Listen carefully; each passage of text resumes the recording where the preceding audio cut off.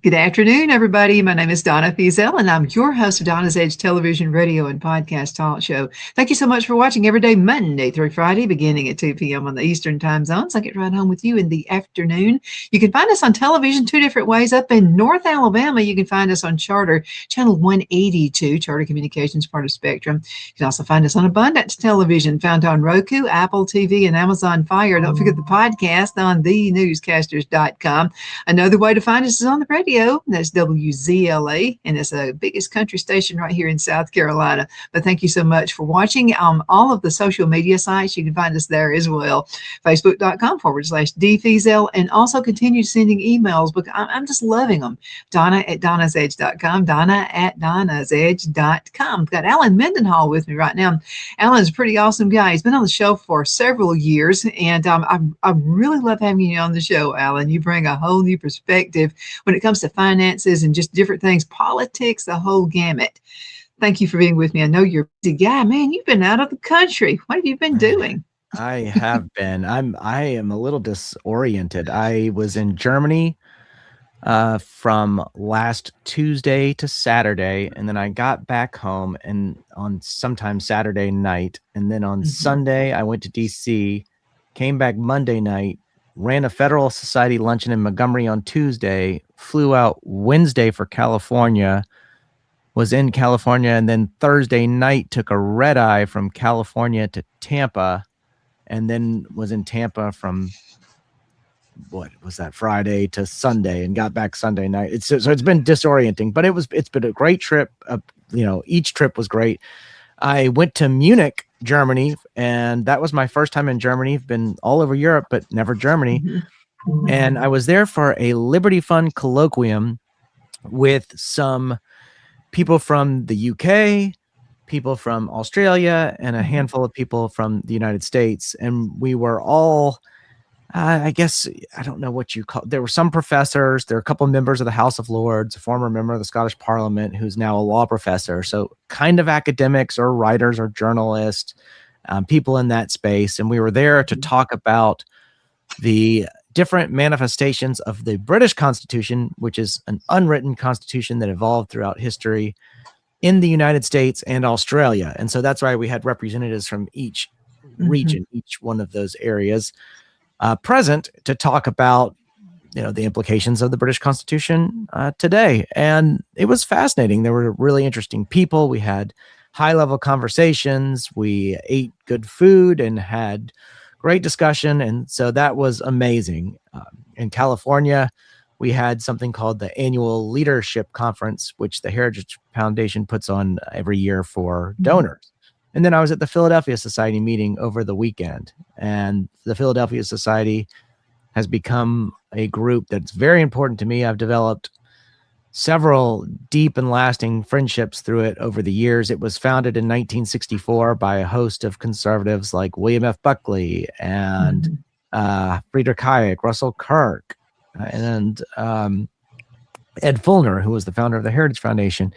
And they wanted to bring together disparate elements of the right to put them in conversation, not to achieve conformity, but to understand their differences and to figure out paths forward for the conservative movement and just to hash out ideas. And that organization has grown exponentially since Lenore Ely, another friend of mine, took over.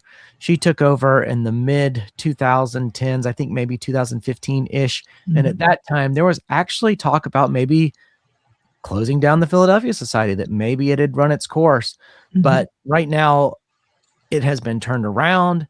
Membership is out the roof. We're having to turn people away every year who are trying to be members, and finances have turned around. So it's a very exciting turnaround. It's something that is almost like a new founding after its first founding in 1964, when it gained all this momentum and held momentum, and on through the Reagan era became one of the places for political appointees to be drawn from.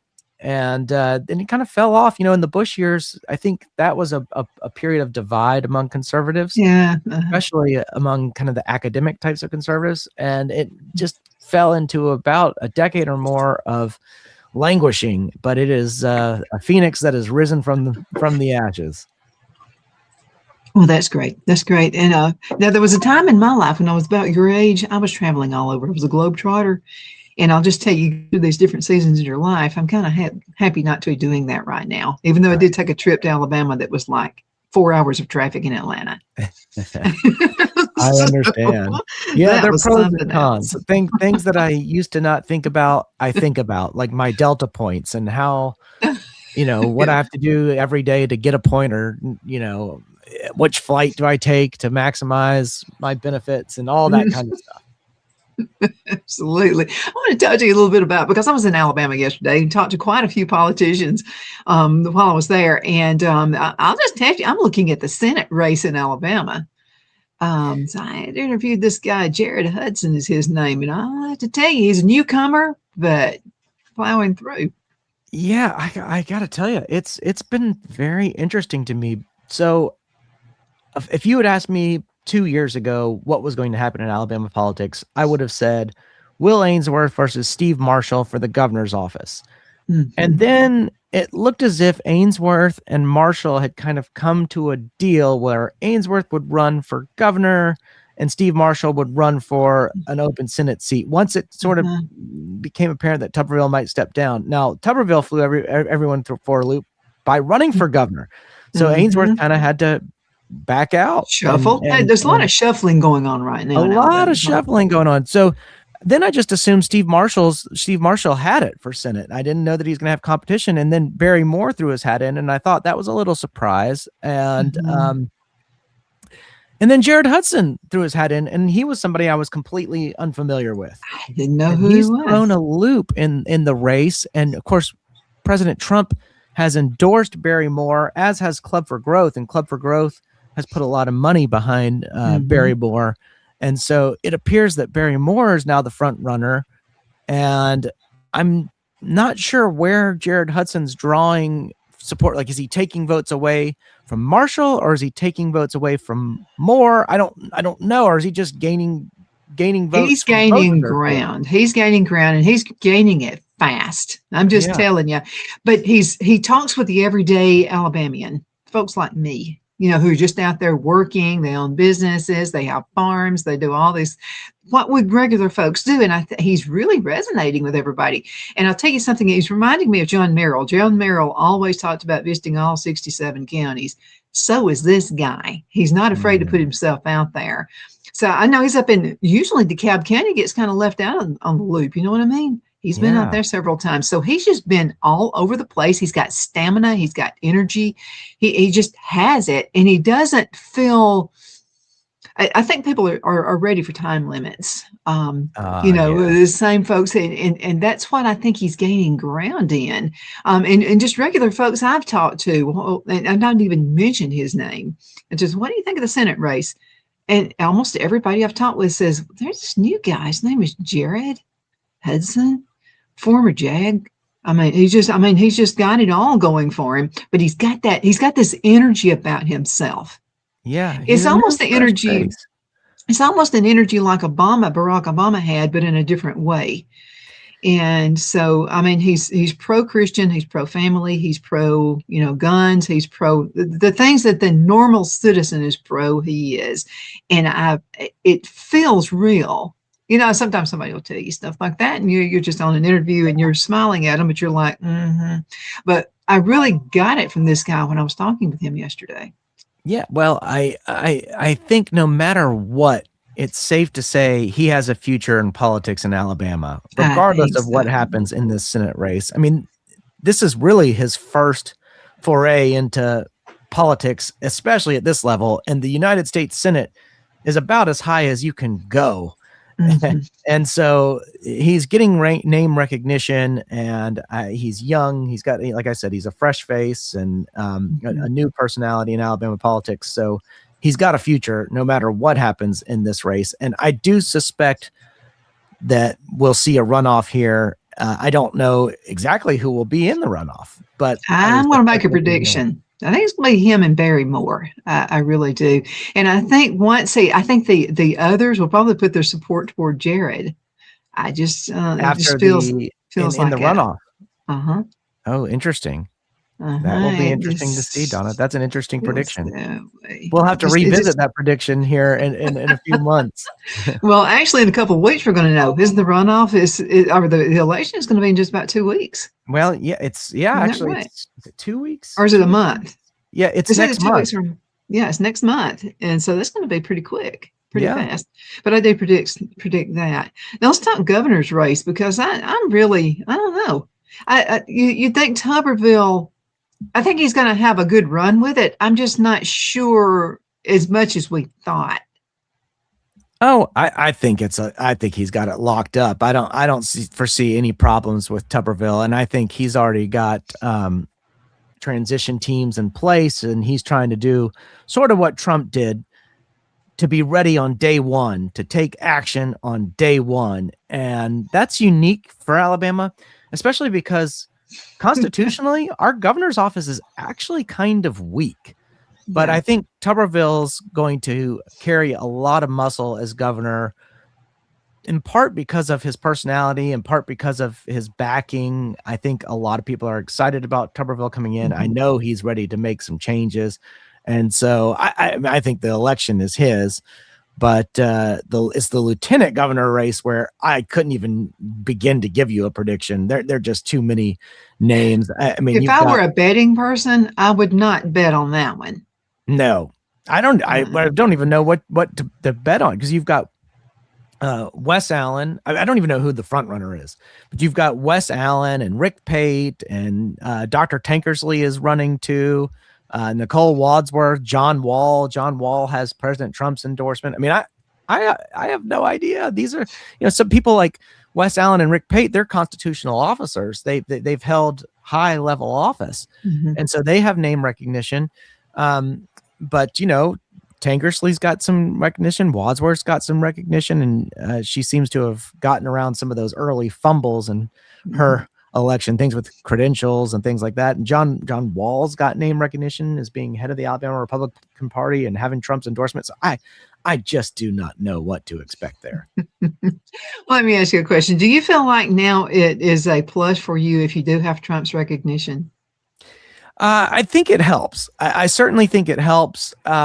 His record in Alabama is spotty, though. He the whole back and forth with Katie Britt and Mo Brooks, and not really having a pick there, and having picked Roy Moore in the Senate election first with Luther Strange, then Roy Moore, and then not neither one of those working, and those were kind of missed choices. So I don't know what to expect there. Another race that's going to be exciting is the Attorney General race. The one between, basically, it's Katherine Robertson and Jay Mitchell squaring off, and they are fighting it out.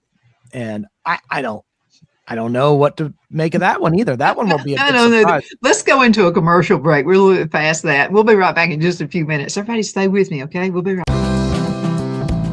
Queen City Used Car Sales has been serving drivers in the Northeast Alabama area for years with a quality selection of late model used cars, SUVs, and pickup trucks. On top of our extensive selection and competitive prices, we offer professional auto financing services for used car buyers of all credit levels. Whether you've just begun your search or you're ready to secure your next vehicle, at Twin City Used Car Sales, you will drive away with the vehicle of your dreams. The sales and finance staff at Twin City Used Car Sales looks forward to serving you, and you can apply for financing online before your visit to our used dealership in Gadsden, Alabama. Check us out on the web at twincityusedcars.com or go by our location at 901 First Avenue, Gadsden, Alabama. We sincerely look forward to serving you.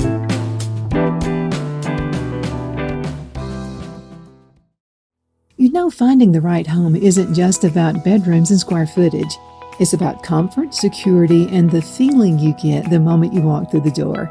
That's why so many families across Greenwood and the Lakelands area trust Jenny Ferguson with Keller Williams. And I'll tell you from personal experience, Jenny was my realtor, and she truly cares about her clients. Jenny takes the time to listen, to understand what matters most, and to guide you every step of the way, whether you're buying your first home, upgrading, or ready to sell. Because this isn't just a transaction, it's your life. With local knowledge, personal care, and a commitment to getting it right, Jenny Ferguson makes the process simple and even enjoyable. So if you're thinking about buying or selling, now's the time to make your move. Call Jenny Ferguson with Keller Williams in Greenwood today and take the next step toward a place you'll truly love coming home to. Good afternoon, Sunshine. Medical Minute brought to you by Dr. Chuck with Lakeland's Chiropractic, where an ounce of prevention is worth what? A pound of cure. So what is the Beamer? Okay, now the Beamer uses very gentle pulse to electromagnetic signals. This will stimulate healthy muscles and it supports the temporary blood flow. Now let's talk Beamer and circulation support. Now the Beamer gently supports natural circulation in healthy muscles. Now that's what I call natural health. Thank you so much for watching your Medical Minute, brought to you by Dr. Chuck. You know who he's with. He's with Lakeland's Chiropractic, where an ounce of prevention is worth what? A pound of cure. I hope you have a super duper awesome rest of the afternoon. You take care. Shine your style at Kiss My Glass right here in the Anderson Mall. There's a place where style meets sparkle. At Kiss My Glass, every piece is handcrafted, custom designed, and made to shine just like you. Owner Beth Gibson brings creativity to life with stunning custom tumblers, gifts, and one-of-a-kind pieces you won't find anywhere else. Look for the perfect gift or something uniquely you, from bold and glamorous to simple and elegant. There's something for every style, so stop by, get inspired, and leave with something unforgettable. Kiss My Glass inside the Anderson Mall, Anderson, South Carolina, where your sparkle begins. Be sure to check out Kiss My Glass on Facebook for updates and specials and gift ideas.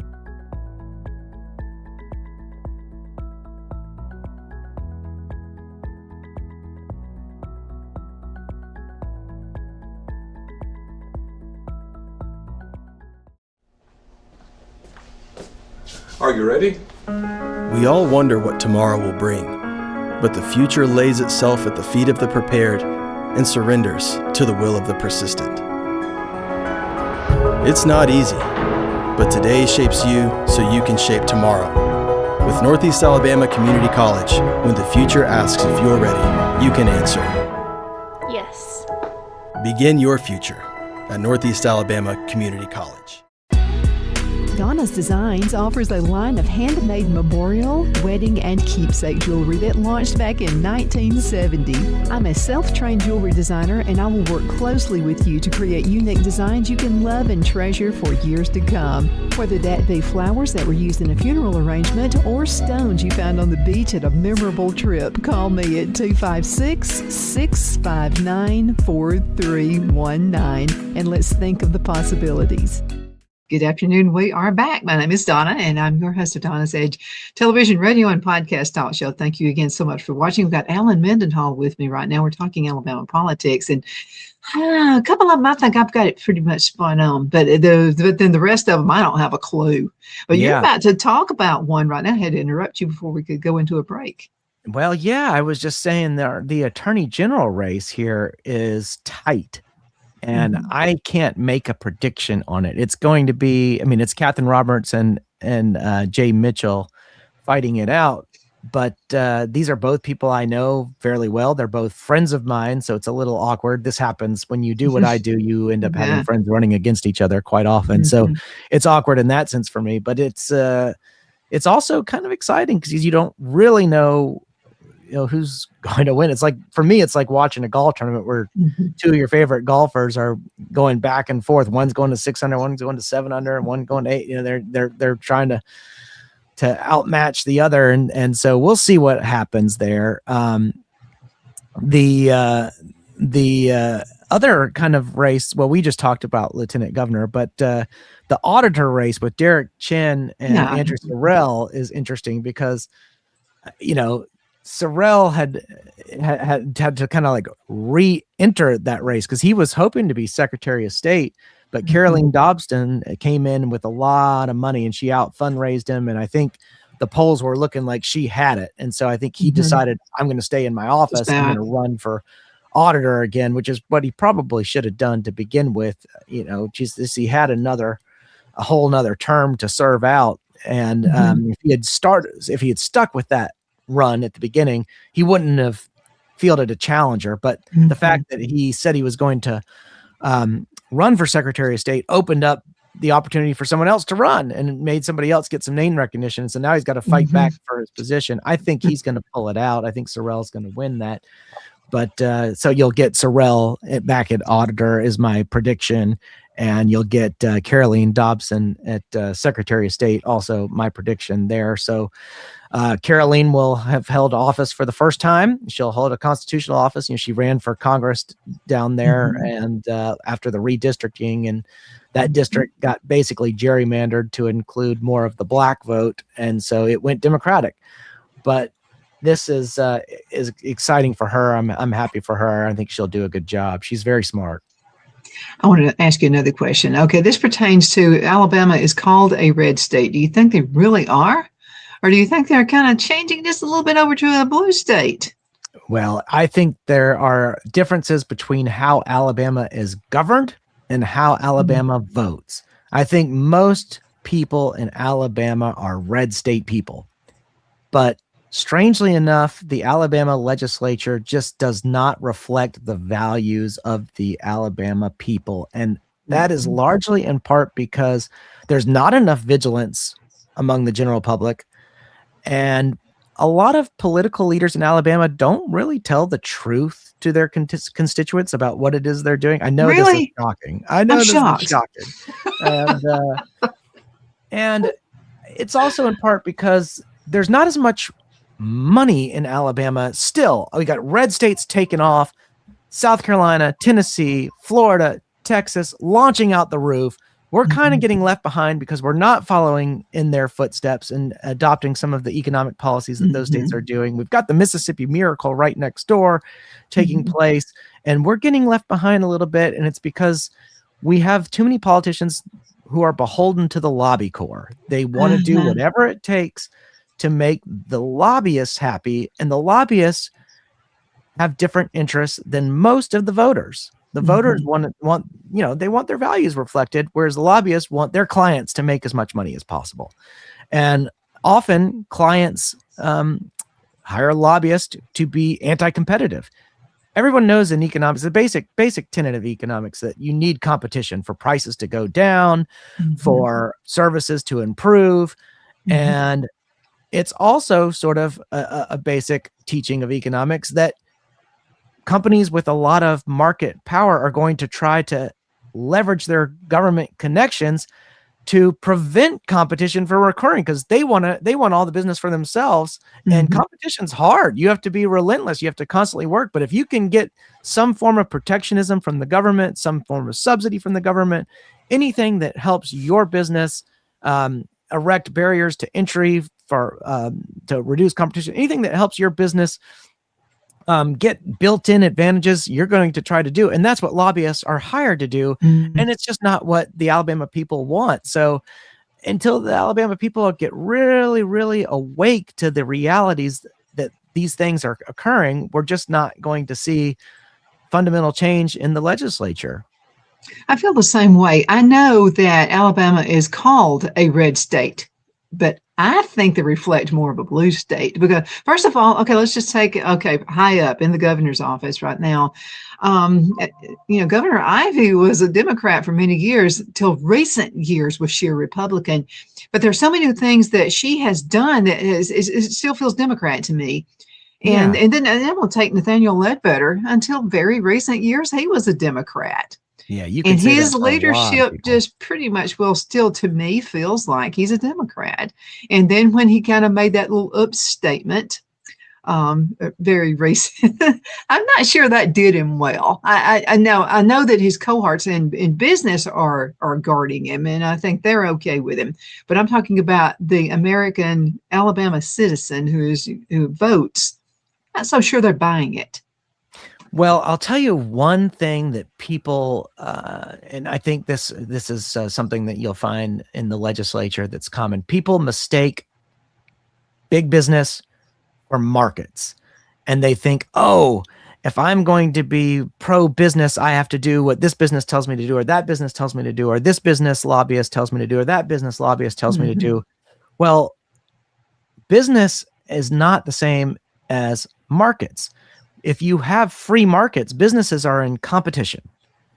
And what most businesses want to try to do, the bigger they are, the more likely they are to try to put all their clout and money behind reducing competition because they want to stay big. Right. And markets are competitive. And unfortunately, we have too many people that just say, oh, business is telling me to do this, so I'll do this, because that's what the economic thing to do is, without knowing economics. So if you're economically illiterate, you're going to make decisions that just default to business because you think that that's the best thing to do economically. Yeah, but some like the candidates. Okay, they remind me of what you just said. That's the perfect scenario. Okay, so I'm gonna put the other guy out. I'm gonna like badmouth him. I'm gonna just whatever. But and we see that in in the on the big national scene where it's like I'll just say whatever I can to get rid of the other guy. Yeah. But I said, man, Alabama politics can get like super nasty. I mean. It's just, and I would like to see one politician. I would just love to see somebody do this. Okay. We all make mistakes. We all do stupid stuff. Okay. And like someone is caught red-handed, say having an affair. Okay. And they did it.